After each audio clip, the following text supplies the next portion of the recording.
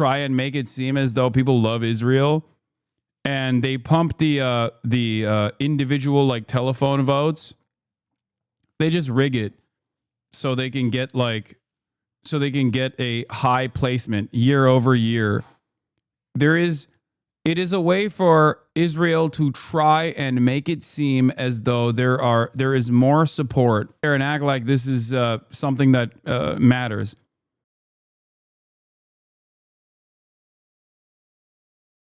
Anyway, now let's get back to some other news. I've gone all around. Let's look at the Eurovision shit. There was a pro-Palestine protester detained at Eurovision final during Israel's performance. I don't really watch Eurovision. I didn't watch it when I was in Turkey. I'm not really all that interested in it, even though, I mean, and it's not even because I'm not a music listener per se. I just don't think it's, I mean, who cares? But obviously, Eurovision is now basically become an opportunity for Israel to try and do reputation laundering. And they do it by force. They do it through trickery, and they do it by force. It's so clear. Like, that's the only thing. That is the only thing that people care about with Eurovision. How Israel's performance sounded like at the arena of Eurovision 2025.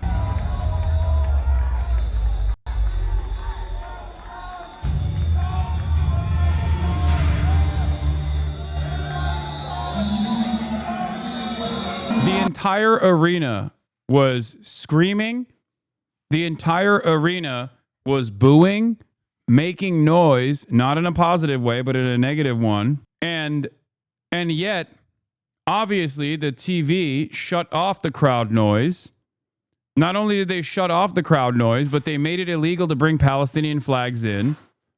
They apprehended people who were waving Palestinian flags. And also, Israel spent a shit ton of money doing marketing for this Eurovision process. And I assume a lot of people also participated in Eurovision. A lot of people also participated in this fucking like bullshit telephone voting process. Let's take a look at what the Soft Take had to say about Israel's participation in Eurovision Song Contest as of late, especially this year. And it's not just because of the wacky outfits. While Israel faces mounting accusations of an international outrage, I've seen so much. See, the general public actually likes Israel. You are just too online. Yeah, that's not the case. But the reason why they're doing that, the reason why they did that is so they can say that. The reason why pro-Israel people are like fucking freaking out about this and saying like, look at how wonderful this is. The world actually loves Israel, is because they want to fucking create this air, this presence that like the world doesn't fucking despise Israel. They do. Make no fucking mistake. They do. You in this community are infinitely closer to the average person's perspective on Israel's destruction campaign in Gaza than whatever the fuck they tried to present here. They're still being given a global stage to rebrand themselves. Not through politics, but through dance and song. The good old move of art washing, when a nation uses culture, art, entertainment to distract from the reality and downplay human rights abuses. In this case, Israel is using the glitz and glam of Eurovision to present itself as the underdog, the victim, the voice of peace, all while carrying out atrocities in Gaza. Israel's contestant they've put forward this year is Yuval Raphael, an actual survivor from the Nova Festival attack. Hello Eurovision fans, my name is Yuval Raphael and I will be representing Israel in the next Eurovision. I can't wait to see you all in Basel. Now, let me just be clear that this isn't about dismissing the fear and trauma Yuval experienced. What I'm talking about is how Israel, in the 69th edition of the Eurovision Song Contest, has chosen a contestant whose very presence functions as just one enormous sob story. You know how American Idol sort of takes someone aside and gives them a little whisper in the ear? Those tears are dollar bills, alright? That is what this feels like, because not only does Yuval's persona and story of victimhood and resilience gets paraded around, the song she will perform just looks like a desperate attempt for a PR rebrand for the state of Israel. And, of course, Eurovision proves once again that its supposedly no politique rule only seems to apply when it's convenient. Union. But first, allow me to explain real quick what the Eurovision Song Contest is and how it works if you're unfamiliar. It would help grasp the not so subtle image makeover Israel is going for here. Because while it might seem like just another song contest, it is quite a cultural and political, whether they like it or not. I mean, people who are like borderline QAnon, who are anti-Israel now. At the end of the day, people see the destruction of children and they're like, this is fucked up. It's that simple. A country like Israel takes center stage, especially in a year like this. There is a lot more going on than a fun and silly competition. Ladies and gentlemen, esteemed delegations, dear guests from all around the world, this event unites us all, crossing borders, crossing languages, creating a shared space.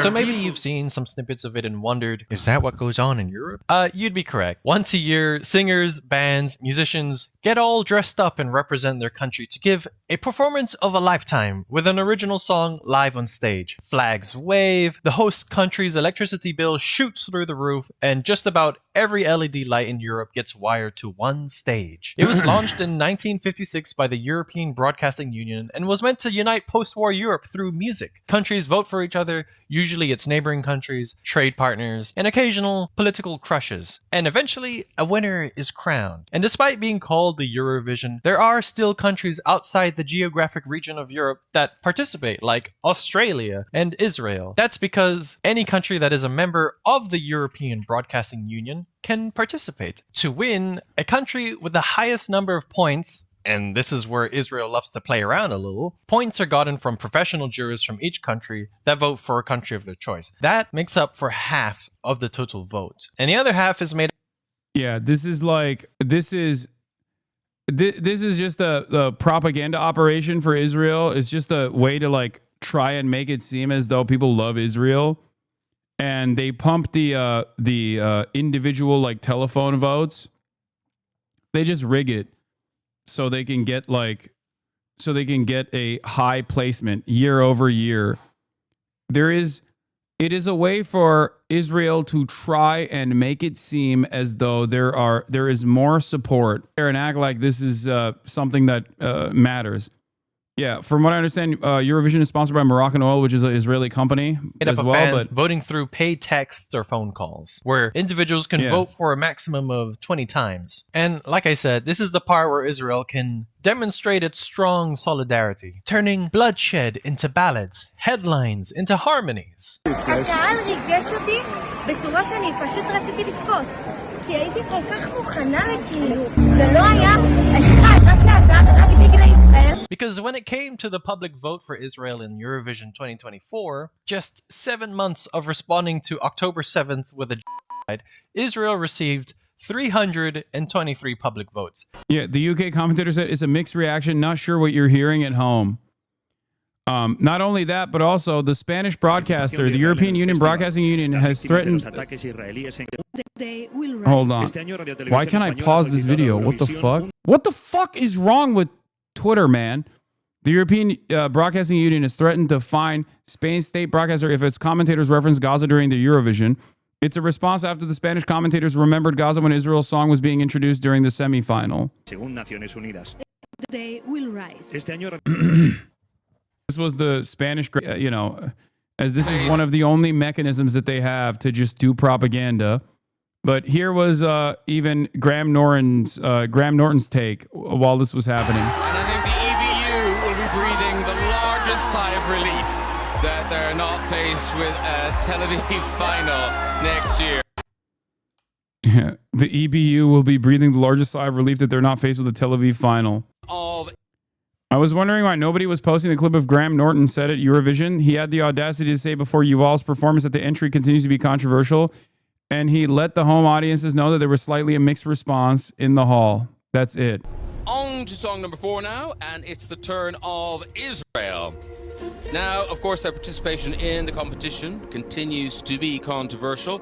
Fewer protests this year, but a mixed response at some of the rehearsals. Not sure what you're hearing at home. A slightly mixed response here in the hall.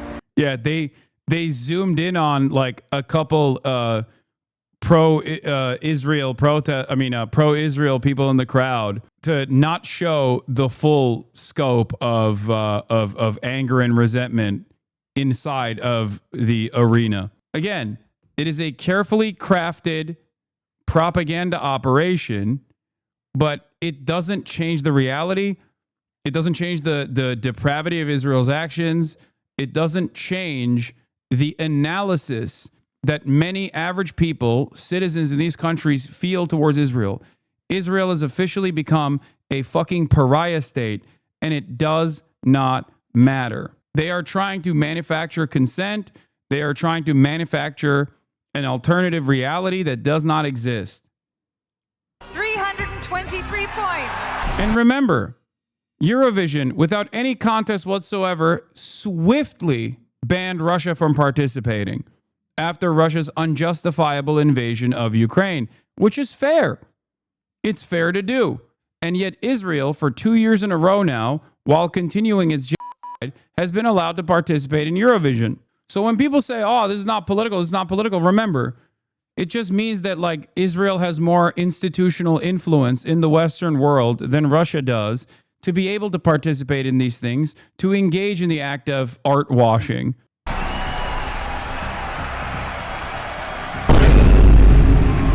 It seemed like their coordinated voting campaign worked out when using a song that frames Israel as the victim once again. It was honestly quite chilling to see how so many people voted for a country that has made Gaza to be the deadliest place on earth to be a child. And one could argue that maybe the performance was good. And to that, I just say no. So this is where things get interesting, because while Eurovision claims to be strictly non-political, the reality is that voting patterns and even song choices, especially in Israel's case recently, are often heavily shaped by politics. Despite massive protests, Israel put forward Eden Golan to perform in the Eurovision Song Contest. Wow, I'm over the moon about the results. We got everything we ever wanted, and the fact that we were here was already the winning. They actually didn't do it because of Russia's action. They did it because most countries were threatening to drop out. Their only reason for getting Russia out was because of loss of income from other contestants. Place for us. And protests, controversy, how have you sort of got through that? I was focused on my goal, on representing us with pride.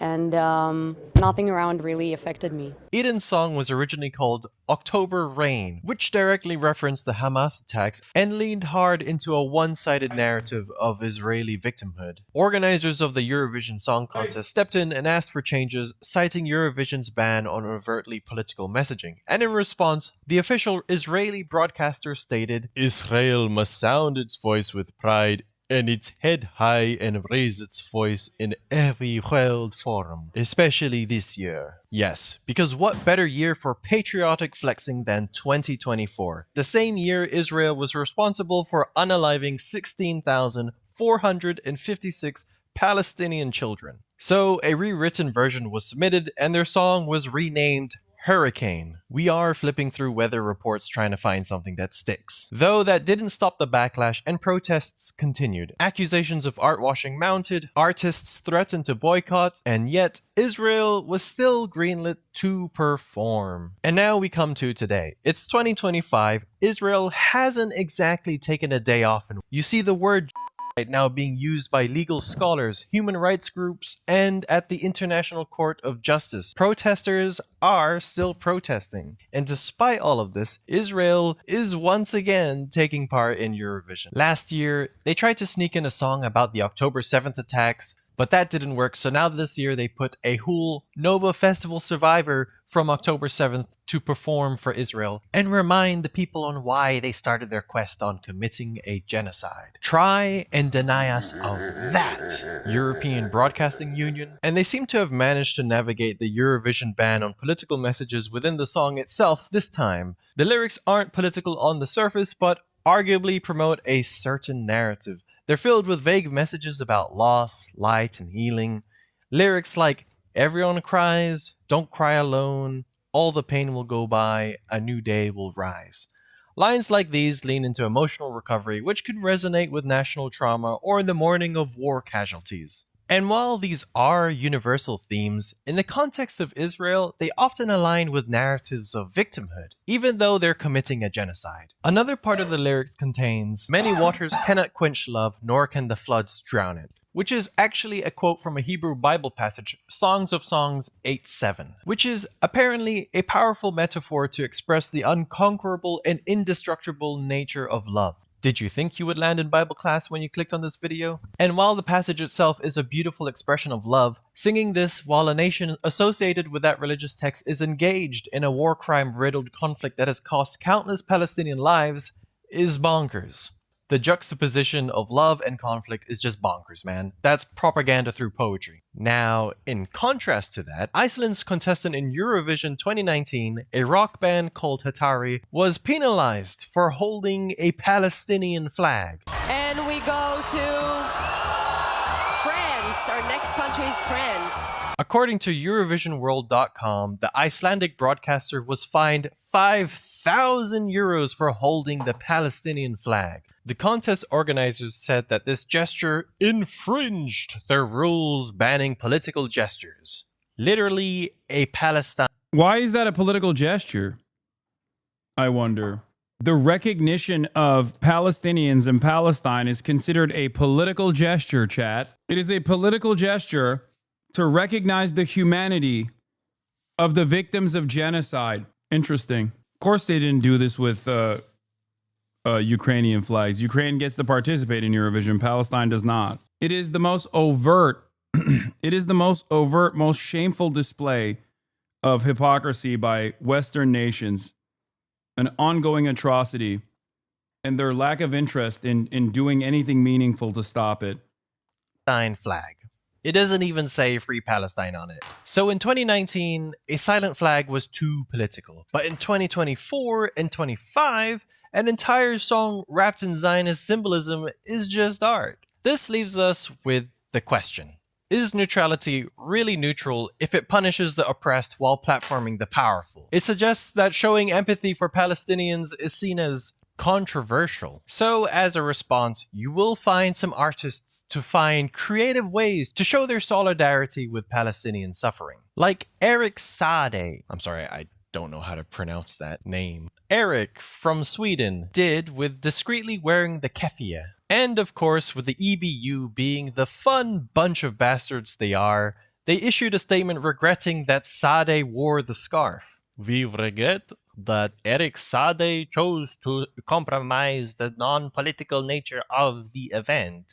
Come on, dude. God forbid someone put a bit of cloth with a certain pattern to display his own cultural heritage, by the way. Thankfully, this Belgian politician wasn't afraid to call this out. Hoe hypocriet is het dat Israël vandaag gewoon kan meedoen aan het Eurovisie Songfestival? However, as of just very recently, Eurovision lifted the ban on Palestinian flags among the audience. Thank goodness for that. Although performers may feature only official flags of the country they are representing in the contest. And in another incident, guest singer Madonna supposedly provoked controversy when two of her dancers appeared on stage with Israeli and Palestinian flags on their costumes.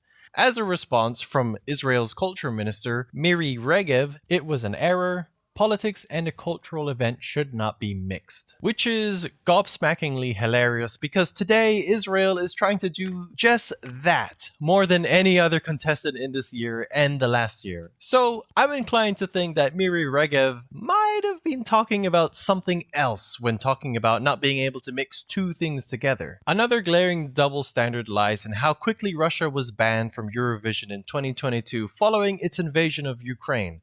An appropriate and justified decision. Yet, somehow, that same logic doesn't apply to Israel, despite the staggering toll and widespread international condemnation. However, isn't it funny how all the way down to like dumbass slop tubers saying, oh, this is political, all the way to fucking Eurovision where nation states are complaining, something being considered political is always when it's a fucking non-state actor or a victim of a state actor.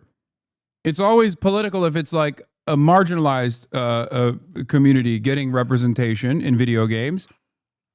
Call of Duty, not political. Call of Duty only becomes political when there's like female operators. Israel being invited while doing a genocide, not political.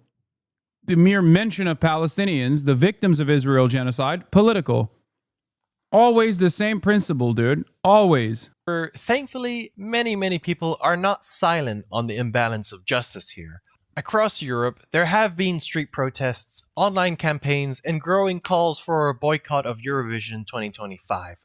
Over 70 former contestants and industry figures have signed open letters urging the European Broadcasting Union to take a stand.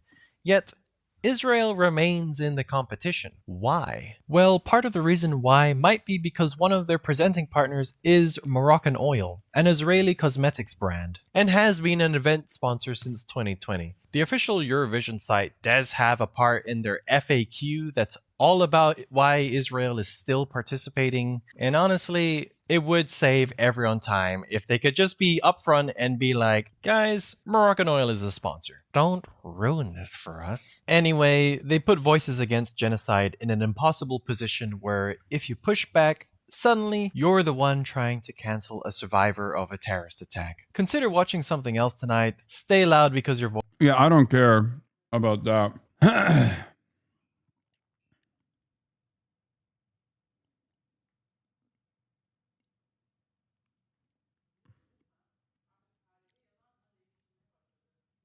It's not that sophisticated of a propaganda operation